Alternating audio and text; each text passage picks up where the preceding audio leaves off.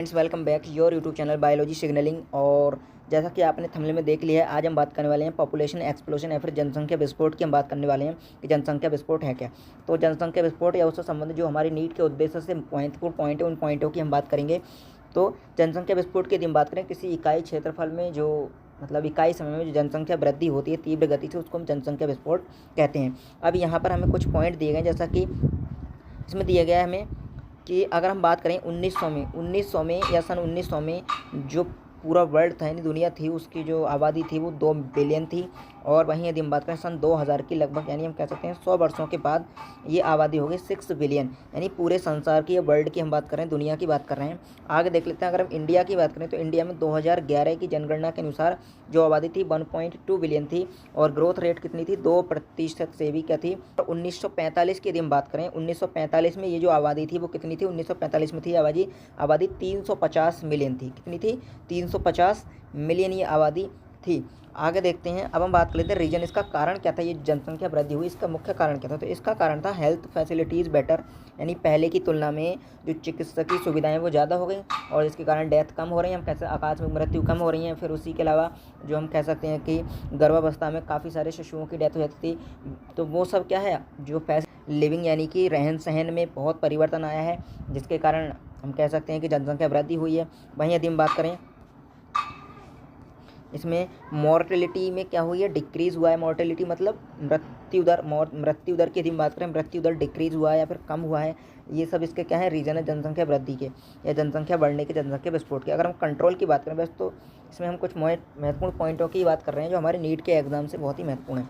अगर हम कंट्रोल की बात करें, कंट्रोल सबसे पहला क्या है, अवेयरनेस यानी जागरूकता या जानकारी होना सबसे पहला पॉइंट है कि हमें जानकारी होनी चाहिए, लोगों को जानकारी ये होनी चाहिए कि जनसंख्या वृद्धि से, जनसंख्या बढ़ने से क्या हमें नुकसान हो सकते हैं भविष्य में।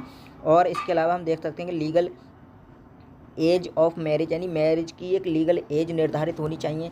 लीगल यानी कि शादी या विवाह की आयु निर्धारित होनी चाहिए, और ये आयु कितनी कर दी गई 18 वर्ष, और इसको 18 कर दिया गया है फीमेल के लिए और 21 कर दिया गया है मेल के लिए। लेकिन ये अभी और बढ़ गई है ये, लेकिन ये हम NCERT में दिया गया है उस डाटा के अनुसार हम बात कर रहे हैं।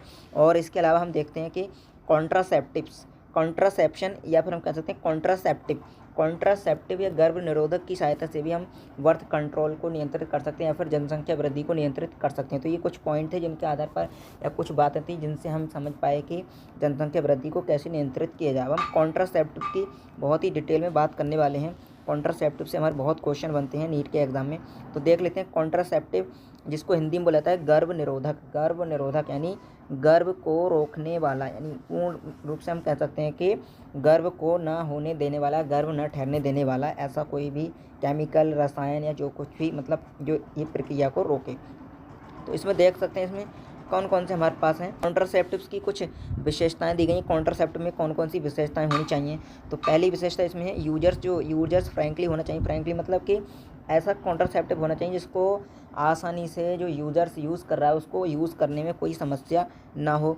इसके अलावा उसकी इजीली अवेलेबिलिटी होनी चाहिए। इजीली अवेलेबिलिटी का अर्थ है कि वो आसानी से हमारे आसपास या जो व्यक्ति जहाँ रहता है उसके आसपास उसको मिलना चाहिए, ऐसा कॉन्ट्रासेप्टिव होना चाहिए। ऐसा नहीं दूर लेने के लिए जाना पड़ रहा है तो फिर ऐसे में जो व्यक्ति होगा उसको अवॉइड करेगा या फिर उसको हम कह सकते हैं कि स्किप करेगा, उसको नहीं लेगा फिर, क्योंकि दूर जाना पड़ रहा है फिर उसको समस्या होगी।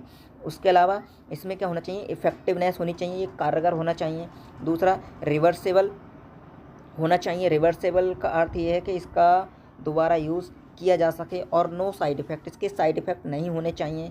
वहीं यदि हम बात करें सेक्सुअल अर्ज अफेक्ट नहीं होनी चाहिए, नहीं सेक्सुअल अर्ज जो है वो अफेक्ट नहीं होनी चाहिए कॉन्ट्रासेप्टिव से। तो ये कुछ आइडियल कॉन्ट्रासेप्टिव के क्या थी, विशेषताएं थी जो एक कॉन्ट्रासेप्टिव में होनी चाहिए। यहाँ से आपसे पूछे जा सकते हैं सवाल नीट के एग्जाम में, तो आपको ये बातें इसमें ध्यान रखनी है अच्छे से।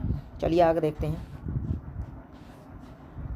आगे हम बात कर लेते हैं मेथड्स फॉर बर्थ कंट्रोल के मेथड्स की बात कर लेते हैं। एक है हमारा नेचुरल मेथड्स, दूसरा है हमारा आर्टिफिशियल मेथड्स। तो अभी तो हम इसको संक्षिप्त में देख लेते हैं, या हम जिसको कह सकते हैं शॉर्ट में, बाकी डिटेल में हम अगली वीडियो में बात करेंगे। तो नेचुरल मेथड्स की बात कर लेते हैं। कौन कौन से नेचुरल मेथड्स है हमारा, पेरियोडिक कैलेंडर विधि हम इसको कहते हैं, बिट्रो या क्वाइटस इंटरप्ट, इसका अर्थ है वही स्खलन, इसको हम कह सकते हैं। ये इसके बारे में पूरी डिटेल में हम आगे पढ़ेंगे। दूसरा है हमारा लैक्टेशनल एमिनोरिया, लैक्टेशनल एमिनोरिया हम कह सकते हैं स्तनपान अनार्थव, स्तनपान अनार्थव, यानी ये लैक्टेशनल की जो प्रोसेस है ये भी क्या है, एक प्रकार का नेचुरल मेथड्स है।